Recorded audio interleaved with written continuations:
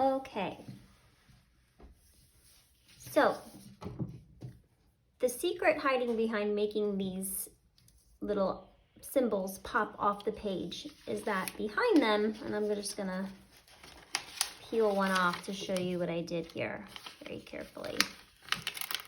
I made little paper loops with tape and paper strips and tape them to the back of the shapes and then tape them onto the paper. So there are a few steps of this process. First, you have to figure out what kind of a thing you want going on in the background. Now this could be a card to someone, so you could write someone a letter and then put things around it. You could just have your name in the middle and then put things around it. So it's first you want to think about what is your idea? Like, what are you making this for? Who are you making this for? And if you only have one piece of paper, you can cut it in half and make this side the background, and then use all of this paper to draw your little shapes on it. Also, the second piece of paper can be a scrap paper. You just need the back because you can use it to cut the little strips. So scrap paper is good too. So I'm going to come up with an idea for my background. And I'm going to keep it really simple for my instructions. So that could be something as simple as making polka dots. And again, I'm keeping mine really simple.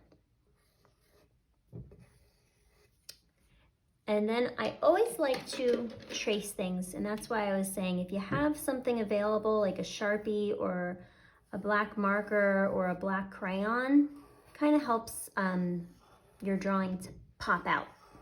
It brings some life to it. And then I would color these in. I'm gonna find some fun colors to color them in.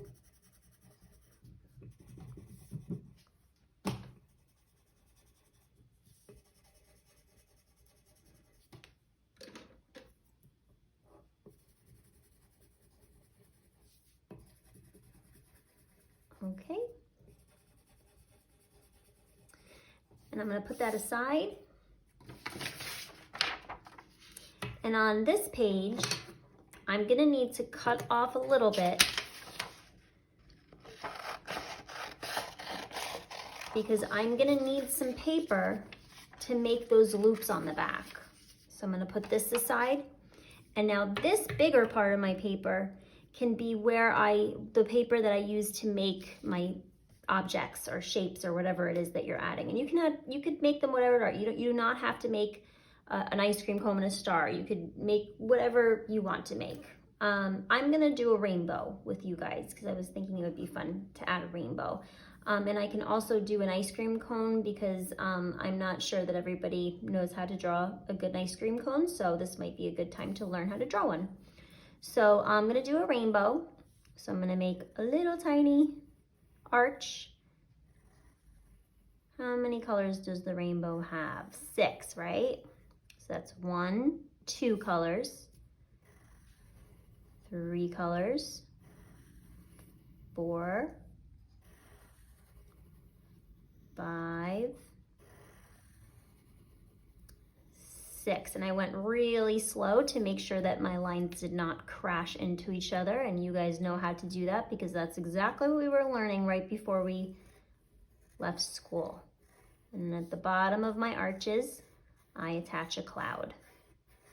Now for the ice cream cone, make a very pointy triangle, but don't draw the top of or the one side of the triangle. Instead, you're gonna put a scoop of ice cream and then a bumpy line and then diagonal.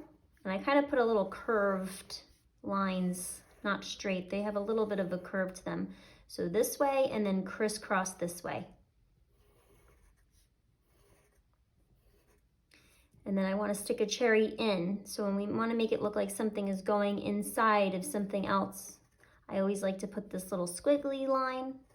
Cherry comes out. Oh, I overlapped. You guys know all about overlapping. So if I put a cherry on top of the ice cream cone, I need to erase this part of the ice cream cone. So I'm gonna erase that, and I'm gonna just touch up this part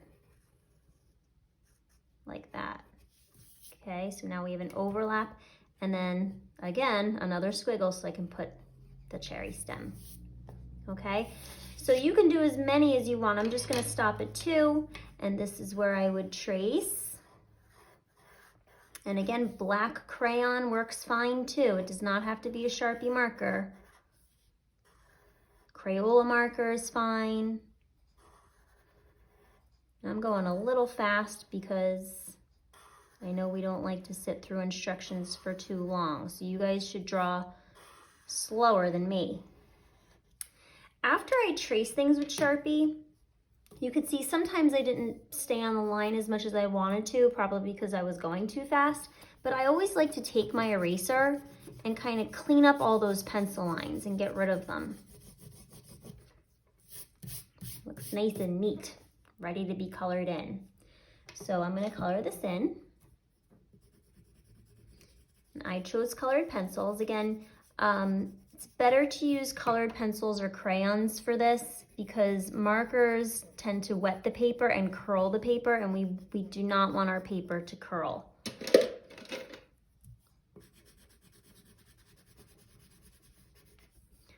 I'm also coloring this in faster than I usually would, so you guys should take your time so that you don't make any mistakes.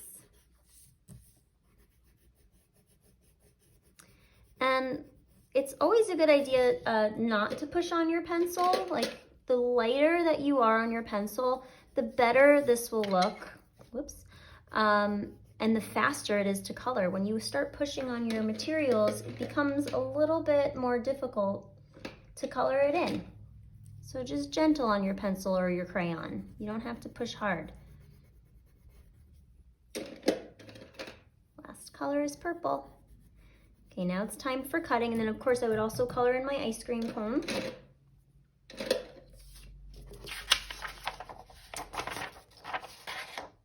So I always like to kind of cut around the shape first like this and just remove the object from the paper. And now that I have it all by itself, it's a lot easier to go in and cut away all the rest of the white paper. You really want to do a nice job with the cutting part of this, because if you have white edges around your shape, it's not going to look as cool and three-dimensional. So take your time. Remember, open the scissors mouth all the way, put the paper all the way in. Never cut with the tips of your scissors. If you're trying to get a nice smooth line, always put the paper inside the scissors mouth. And we have a lot of turns on this rainbow.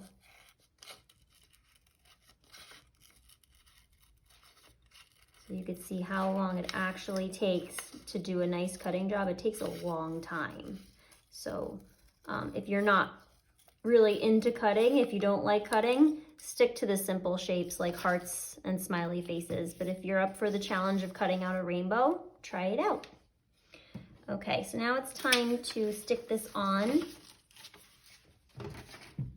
So I need my background, and I need a strip. So I'm gonna cut a strip of paper. Now it doesn't need to be so long.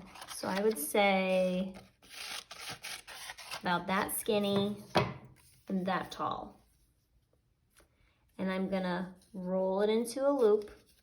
Now the loop needs to hide behind the rainbow. So if my loop is really big and I put my rainbow in front of it and I can see the loop, that means it's too big. So I need it to be a little smaller, on the small side. And then I take my tape. Now it's probably a good idea that you guys make a couple of pieces of tape and put them at the edge of your table so that you can grab them a little bit easier when you need them. Okay, so there's a closed tape loop. Now I need another piece of tape. This tape is going to be a little bit longer, and I'm going to take this one and I'm going to stick it through my loop, but I'm going to have extra tape on the sides. That's really important because now I'm going to take that and I'm gonna stick it behind my rainbow. Oop. I had a little too much tape. If you have too much tape, you can either wrap it around or you can trim it off. Okay, so now it's hiding behind my rainbow.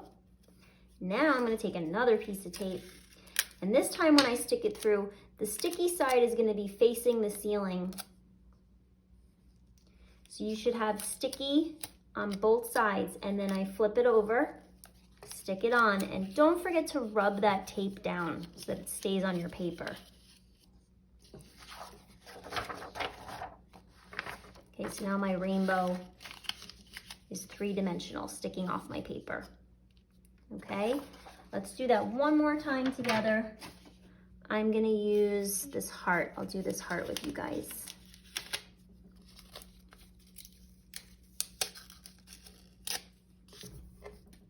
Okay, so there's my heart. Take my scrap paper, cut a strip, roll it into a loop,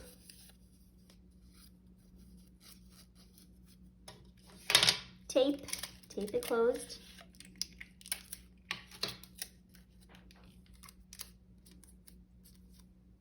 okay, so now it's a closed loop. Okay, now I'm going to take another piece of tape. You need it long enough so that you get sticky on both sides. So stick it through and stick the tape in the middle, or the paper in the middle. So I have sticky on both sides, and I can flip this upside down and stick it to the back of my heart. And remember, we don't want the loop showing. So if the loop's too big and you can see it, you might have to take it off and make it a little smaller. If you have extra, just trim it off.